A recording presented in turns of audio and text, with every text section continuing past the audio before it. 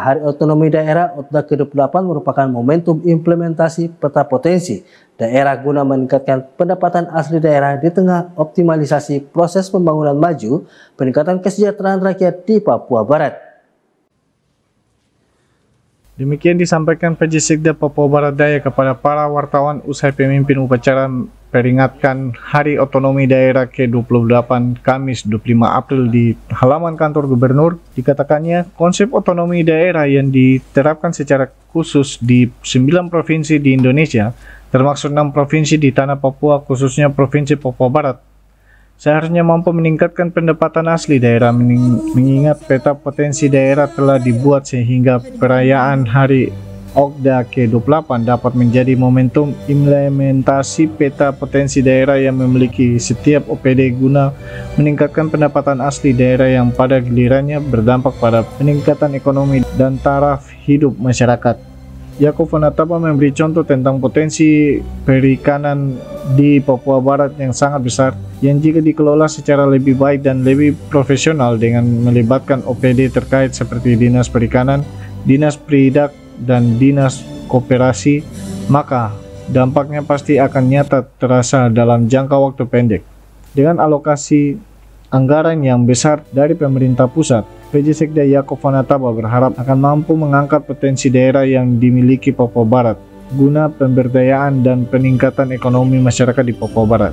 Dengan konsep otonomi daerah ini, daerah-daerah yang dikasih kekhususan untuk melaksanakan otonomi ini termasuk di seluruh tanah Papua dengan DKI, Jawa Tengah, DIJ, Aceh, ini diharapkan betul-betul menerapkan apa yang sudah diundang-undangkan tentang otonomi daerah. Jadi ada kekhususan.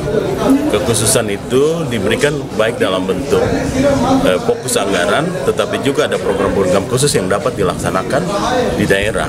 Nah, tadi lebih ditekankan tentang lingkungan yang sehat, tetapi masyarakat juga lingkungan itu tercipta, yang sehat itu tercipta karena masyarakat yang punya kemandirian yang baik. Nah, untuk itu kita pemerintah ini bagaimana intervensi kepada dari program-program ini bisa menyentuh masyarakat, melibatkan masyarakat melalui program yang ditata secara baik dan berkelanjutan. Jadi tidak terhenti di tengah, tetapi terus berkelanjutan. Yang penting di dalam otonomi ini adalah kita menciptakan sumber-sumber usaha yang memberikan pendapatan kepada masyarakat. Itu yang penting. Begitu. Pak, dengan tetap menjaga lingkungan. Strategi ke depan untuk peningkatan PAD di Papua Barat seperti apa? Karena kita kan tahu ya, jadi begini, dana transfer kita sangat besar, fiskal kita dari Jakarta cukup besar. Nah, arahan tadi dari sambutan Pak Mendagri itu diharapkan daerah bisa menciptakan dari sumber potensi daerah yang ada bisa menciptakan PAD. Nah, itu macam-macam. Misalnya kita di sini ada punya potensi ikan di laut. Nah, ikan ini bagaimana kita kelola dengan nelayan yang ada di sekitar situ, kelompok-kelompok nelayan, kita wadahi secara baik. Terus produk hasil tangkapan nelayan ini juga diatur secara sistematis sehingga bisa tercatat dan bisa memberikan pendapatan dari PAD, dari usaha potensi itu menjadi PAD daerah, distribusi terhadap itu tujuannya, itu contohnya salah satu.